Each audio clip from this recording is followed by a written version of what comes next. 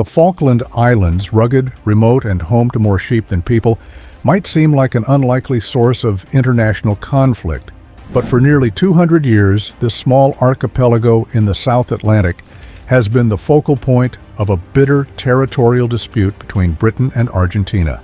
It's a conflict that has fueled diplomatic tensions, ignited war, and continues to stir nationalist passions on both sides. Despite Britain's firm control over the islands, Argentina refuses to relinquish its claim, insisting that the Falklands, known in Spanish as Las Malvinas, rightfully belong to them. With valuable fisheries and possible oil reserves at stake, the battle over these windswept islands is far from just symbolic. In this video, we're looking deep into the Falklands, Britain's last colonial dispute. The Falkland Islands, or Islas Malvinas as they're known in Argentina, have been at the center of a centuries-old territorial dispute. The first recorded landing was by an English sailor in 1690, but the first European settlement came in 1764 when the French established a colony. Just a year later, Spain asserted control, purchasing the settlement and governing the islands until Argentina, newly independent from Spain, laid claim to them in 1820. That claim was short-lived. In 1833, Britain took possession of the Falklands, and since then, the Union Jack has flown over the windswept archipelago. Argentina never accepted this, considering it an unjust act of colonialism. For nearly 150 years, tensions simmered. Then, in 1982, those tensions erupted into war. Argentina, led by its military dictatorship, launched an invasion to reclaim the islands. British Prime Minister Margaret Thatcher responded with a full-scale military operation. After 74 days of intense fighting, British forces emerged victorious. Over 900 lives were lost in the conflict, 649 Argentine and 255 British. The war reaffirmed British control, but it did not end Argentina's claim. To this day, the Argentine government argues that the islands belong to them, citing their inheritance from Spain and their geographical proximity. The UK, on the other hand, maintains that the Falklanders have the right to self-determination, and in a 2013 referendum, an overwhelming 99.8% voted to remain British. Economically, the Falklands have transformed over the years. Once reliant on sheep farming, the discovery of oil in surrounding waters and a thriving fishing industry have made the islands increasingly valuable. The UK continues to invest in the region, while Argentina continues to push for negotiations. For the nearly 3,500 residents of the Falklands, the past isn't just history, it's a lived reality. The scars of war remain, from abandoned battlefields to sunken ships resting beneath the cold Atlantic waters. But so does a strong sense of identity. To them, being British isn't just a political stance, it's who they are. The dispute over the Falklands may never be resolved to both nations' satisfaction, but for now, the Union Jack still waves over this remote corner of the South Atlantic, while Argentina's claim remains as steadfast as ever. In 1982, Argentina faced economic struggles and political unrest under military rule. Desperate to rally national pride, its leaders set their sights on the Falkland Islands. On April 2nd, Argentine forces landed and swiftly took control, convinced that Britain would not respond with force. They miscalculated.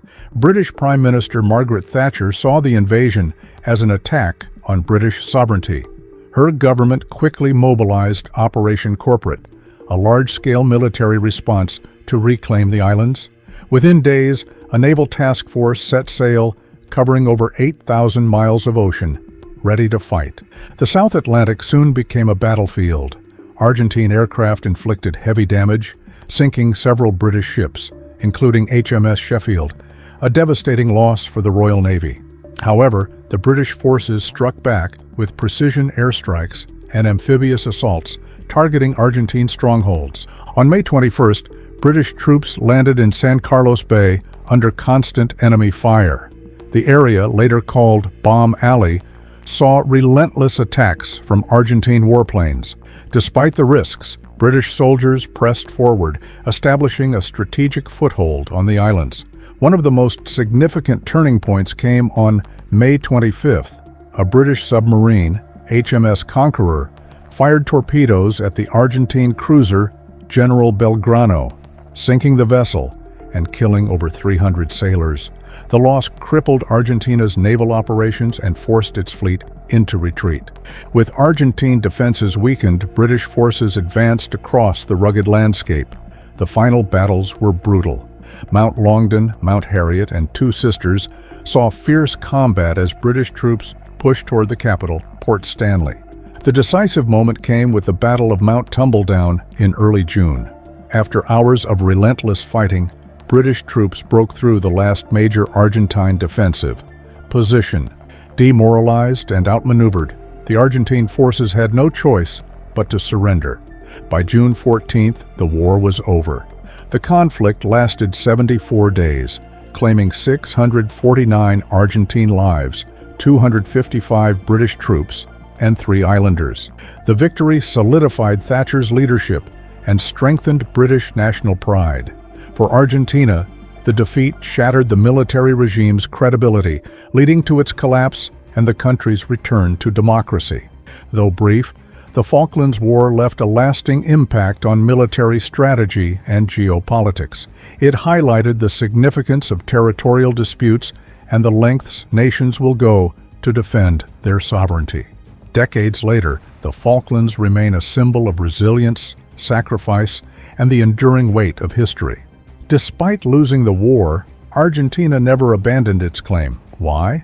Because to them, the Falklands are occupied territory, taken by force. Argentina argues that under international law, the Falklands belong to them as they inherited Spanish territories in South America. In their view, Britain's control over the islands is a relic of colonialism, and international bodies like the United Nations have urged both sides to negotiate. The dispute remains a key issue in Argentine foreign policy, with every administration reaffirming its commitment to reclaiming the islands. For Argentina, the Falklands, or Las Malvinas as they call them, are more than just land. They represent national pride, historical grievances, and a lingering wound from the 1982 war. Schools teach that the islands are rightfully Argentine, and the government marks April 2nd, Malvinas Day, as a solemn reminder of the conflict and the soldiers lost. Politicians across the spectrum capitalize on the claim to rally support. Even economic crises and political turmoil don't weaken the stance. If anything, they reinforce it. Leaders use the dispute to unite the nation, shifting focus away from domestic struggles. Argentina has taken the issue beyond just rhetoric. In diplomatic circles, it continuously pushes for negotiations, gaining backing from regional allies.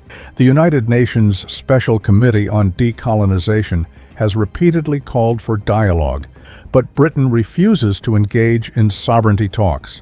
Public sentiment remains strong. Protests, diplomatic appeals, and even changes to Argentine passports, which now include a map depicting the islands as part of Argentina, show how deeply ingrained this issue is. The claim isn't just political, it's cultural. Meanwhile, Britain stands firm. The UK argues that the Falkland Islanders have the right to decide their own future. In a 2013 referendum, an overwhelming 99.8% of voters chose to remain a British overseas territory. For Britain, this is the final word on the matter. But Argentina sees the referendum as irrelevant, arguing that an imposed British population cannot determine sovereignty over land they claim was taken unlawfully. Despite diplomatic efforts, tensions persist.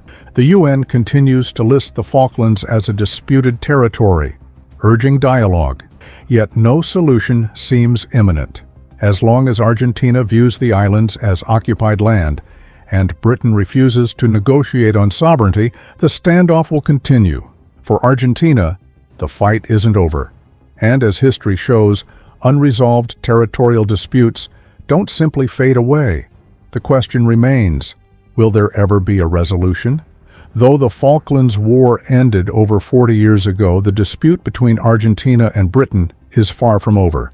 Today, tensions continue to simmer in the halls of the United Nations. Argentina regularly pressures Britain to open discussions about the sovereignty of the islands, asserting that the Falklands are rightfully theirs.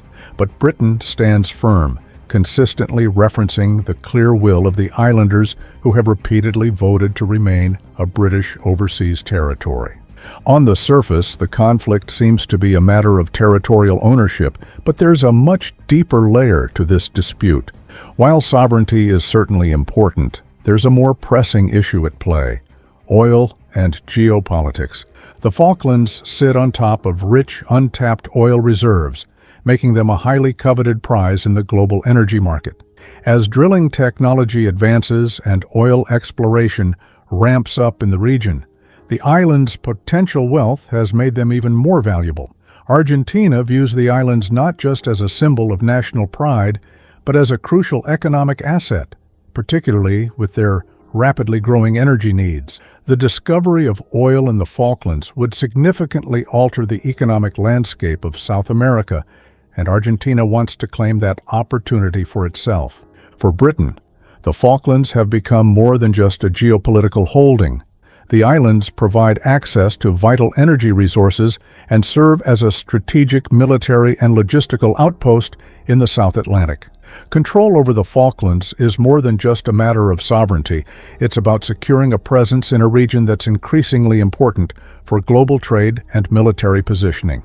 But the question remains, could the dispute between these two nations reignite? The war of words in the United Nations has simmered for years, with Argentina calling for direct negotiations, while Britain maintains that it will not engage in talks unless the islanders themselves express a desire for change. The longer this issue goes unresolved, the more likely tensions could escalate into a more serious confrontation.